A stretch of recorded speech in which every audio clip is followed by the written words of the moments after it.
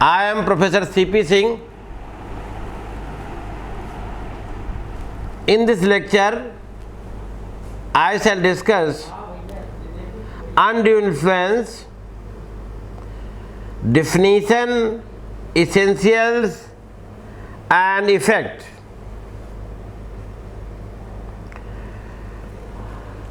हाल्सबरी कहते हैं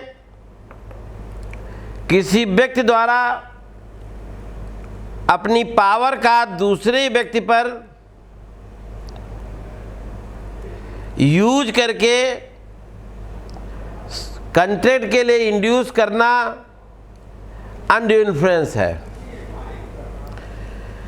एंसन कहते हैं कि जब एक पार्टी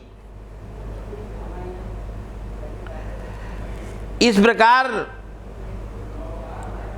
दूसरे पर विश्वास करने की स्थिति में है कि एक दूसरे पर अपना असर डाल सकते हो, प्रभाव डाल सकते हो, जो स्वयं में प्राकृतिक तथा उचित हो, पर उसे नाजायज प्रकार से प्रयोग किया गया हो, तो उसे अनड्यू इन्फ्लुएंस कहेंगे। सेक्शन 6 जो है 16 की सब सेक्शन 1 में जो डिफिनीशन बताई वो इस तरीके से है, a contract is said to be induced by undue influence. Number 1, where the relations subsisting between the parties are such that one of the parties is in a position to dominate the will of the other and uses that position to obtain an unfair advantage over the other। तो section की analysis पर 3 point निकलते हैं कि parties के बीच जो है relation जो है इस तरीके के हो कि एक पार्टी दूसरी पार्टी की विल को, इच्छा को डोमिनेट करने की पोजीशन में हो, है ना। एक पक्षकार का दूसरे पक्षकार से संबंध ऐसा हो कि एक पार्टी दूसरी पार्टी की विल को डोमिनेट या अधिशासित करने की पोजीशन में हो। Second, the dominant party uses his superior position to obtain an unfair advantage over the other। उस दूसरे पक्षकार ने, डोमिनेंट पार्टी ने अनड्यू एडवांटेज, अनुचित फायदा उठाने के लिए अपनी स्थिति का उपयोग किया हो। And third, by the use of such dominant, the dominant party obtains unfair advantage over the other। Dominant party द्वारा अपनी स्थिति का उपयोग करने के बाद डोमिनेंट पार्टी को अनफेयर एडवांटेज प्राप्त हुआ हो दूसरे पक्षकार पर। जैसे जो है एक केस है मन्नू सिंह वर्सेस उमादत्त पांडे का 1890 का। एक स्पिरिचुअल एडवाइजर, जिनको बाबा जी बोलते हैं, गुरु जी बोलते हैं, अपने डिवोटी चेले को ये इंड्यूस किया कि यदि चेला सारी प्रॉपर्टी को उनके आश्रम को गिफ्ट कर देता है तो उसको मोक्ष मिल जाएगा, संसार से आने जाने की मुक्ति मिल जाएगी। चेले ने सारी प्रॉपर्टी जो है गिफ्ट कर दी। बाद में उसको ज्ञान हुआ होगा तो कोर्ट ने इसे अनड्यू जो है इन्फ्लुएंस माना, क्योंकि स्पिरिचुअल एडवाइजर अपने डिवोटी पर अनड्यू एडवांटेज डालने की स्थिति में होते हैं, क्योंकि ऐसा रिलेशन है कि एक पार्टी का दूसरी पार्टी की इच्छा को जो है डोमिनेट करने की पोजीशन में होते हैं। तो कहने का मतलब है one party must be in position to dominate the will of the other.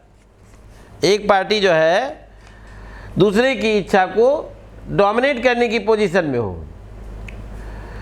जैसे जो है एक सुंदर कुमारी वर्सेस किशोर का केस है। एक लेडी थी, अपने मेडिकल प्रैक्टिशनर को, जो डॉक्टर उसका था, फैमिली डॉक्टर, उसको देखता था, उसको सारी प्रॉपर्टी दान कर दी। जब वो ठीक हुई तो उसने कहा कि नहीं, मैंने कोई दान वान नहीं किया है जो है। तो माना गया जो है अनड्यू एडवांटेज डॉक्टर ने, डॉक्टर भी जो है मरीज के प्रति इस पोजीशन में होता है कि वो अपने मरीज की विल को डोमिनेट कर सकता है। 3 परिस्थितियां ऐसी हैं जिनमें माना जाता है कि एक पार्टी दूसरी पार्टी की विल को डोमिनेट करने की पोजीशन में है। Where one party holds a real or apparent authority over the other, जहां पर जो है एक पार्टी का वास्तविक दृश्यमान प्राधिकार है दूसरे पर। दूसरा, where one party stands in a fiduciary relation to other, एक पार्टी दूसरे से वैश्वासिक संबंध में है। तीसरा है where one party makes a contract with another in mental distress, unconscionable प्रतीत होने वाले जो कॉन्ट्रैक्ट है मेंटल डिस्ट्रेस में व्यक्ति है उसके साथ जो है जिसने कॉन्ट्रैक्ट कराया है किया है, वो भी जो है माना जाता है विल को डोमिनेट करने की पोजीशन में है।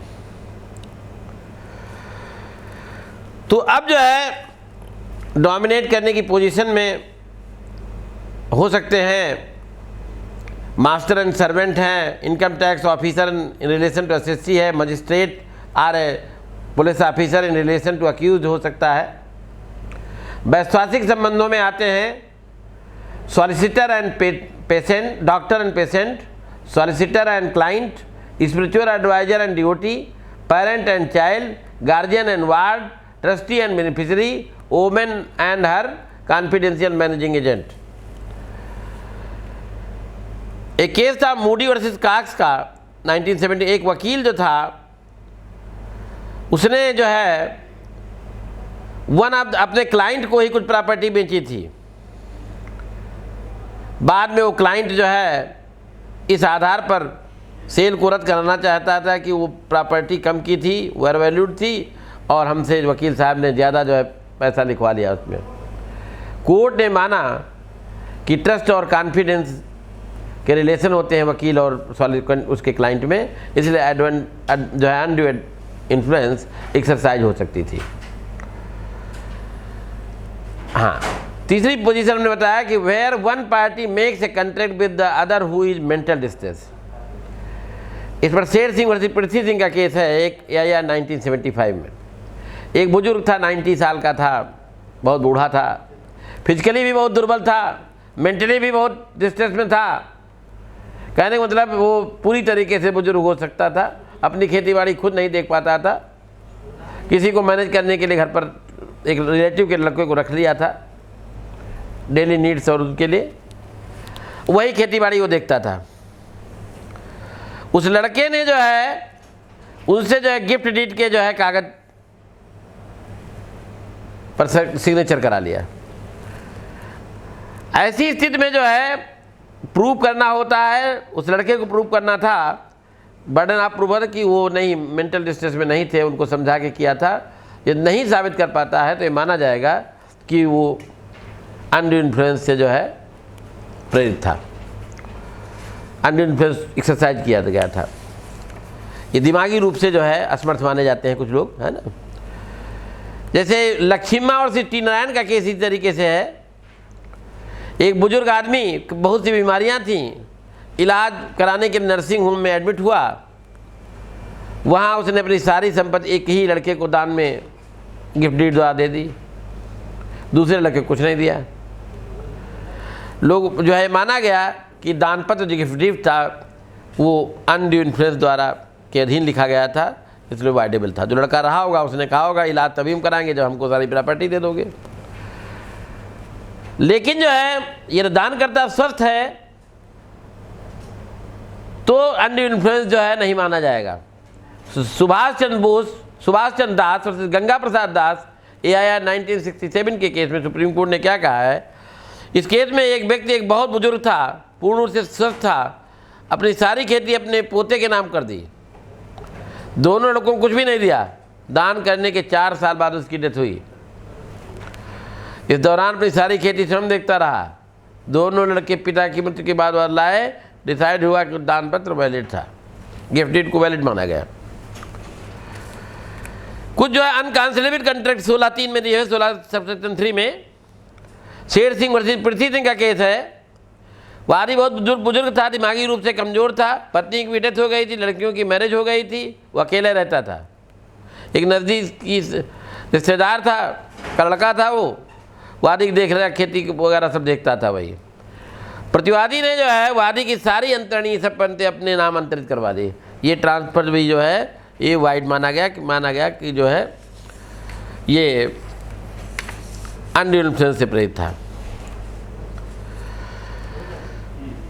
रघुनाथ प्रसाद सरजू प्रसाद के केस में AIR 1924 प्रीवी काउंसिल ने कहा है कि जो अनकांसनेबल हैं कंट्रैक्ट, उनमें 3 बातें पार्टी को साबित करनी होंगी कि पार्टीज के बीच रिलेशन ऐसे थे कि एक पार्टी दूसरी पार्टी की विल को डोमिनेट करने की पोजीशन में था, क्या वास्तव में जो है अनड्यू इन्फ्लुएंस के तहत कंट्रैक्ट कराया गया, ये साबित करने का जो बर्डन ऑफ प्रूफ जो है संविदा असम्य के द्वारा प्रभावित नहीं थी, उस पक्षकार पर होता है जो दूसरे पक्षकार की इच्छा को प्रभावित करने की स्थिति में, डोमिनेट करने की पोजीशन में होता है, उसे ही प्रूव करना होता है, और जो अग्रीव पार्टी है उसको कुछ प्रूव नहीं होता करना होता है। हाँ, न्यायालय वहाँ भी संविदा को अंतःकरण विरुद्ध मानते हैं जहाँ कंट्रैक्ट की एक पार्टी दूसरे पार्टी को आर्थिक रूप से प्रभावित करने की स्थिति में हो। एक केस है इंग्लिश के ए सोडर music publishing company versus Macaulay का केस है 1974 का। एक लड़का जो गीत लिखता था, गाने लिखता था, एक म्यूजिक पब्लिशिंग कंपनी में 5 साल के लिए एग्रीमेंट उसने किया। ये उसमें प्रोविजन था कि 5 साल में यदि लड़के की आमदनी 5,000 पाउंड से अधिक हो जाती है तो अगले 5 साल के लिए करार अपने आप इफेक्टिव हो जाएगा। तो लड़के को करार से मुक्ति पाने का कोई अधिकार नहीं था, परंतु कंपनी अपनी स्वेच्छा से कभी भी जो है करार को समाप्त कर, नोटिस देकर समाप्त कर सकती है। ये भी कोर्ट ने असम्यक असर के तहत, अनड्यू इन्फ्लुएंस के तहत माना। एक और सूट है श्रीमती टकरी देवी वर्सेस रमा डोगल 1984 का केस है, हरियाणा का। एक बुढ़िया जिसके पास 2 लाख रुपए कीमत के बाग थे अपने पद से अलग रह रही थी, उसने अपने वकील के पक्ष में दान पत्र लिख दिया, जबकि वकील है तो उसका कोई रिलेटिव था नहीं, उसके साथ रहता था। डिसाइड हुआ कि जो वकील है उस बुढ़िया की बुजुर्ग औरत की इच्छा को डोमिनेट करने की पोजीशन में था। इसी तरीके से श्रीमती मन्ना कुमारी श्रीमती उमा राव देवी 2006 का राजस्थान का केस है। मृतक जो है सुगन चंद ने श्रीमती मुन्ना कुमारी के पक्ष में दान पत्र लिखा। वादी का तर्क था कि मृतक सुगन चंद का दत्तक पुत्र है, उसने अपने को दत्तक पुत्र होने के बारे में साक्ष्य साबित किया। वादी का कहना था कि दान पत्र सम्यक असर द्वारा लिखवाया गया था। उसका तर्क था कि श्रीमती ननकी जो मृतक के साथ पिछले 35 साल से रह रही थी, उसका संबंध मुन्ना के पिता से भी था। वादी का यह भी तर्क था कि श्रीमती ननकी ऐसी स्थितियों में पैदा की जिससे उसे घर छोड़ना पड़ा। मृतक एक बीमार एवं कमज़ोर व्यक्ति था जो श्रीमती ननकी की दया पर निर्भर था। कोर्ट ने कहा कि दान पत्र अनड्यू इन्फ्लुएंस से लिखवाया गया था क्योंकि श्रीमती ननकी मृतक की इच्छा को डोमिनेट करने की पोजीशन में थी। तो केसेस बहुत से हैं अनड्यू इन्फ्लुएंस पर। अब जो है इसके इफेक्ट क्या होते हैं, इसके 19A में बताए गए हैं क्या इफेक्ट होंगे।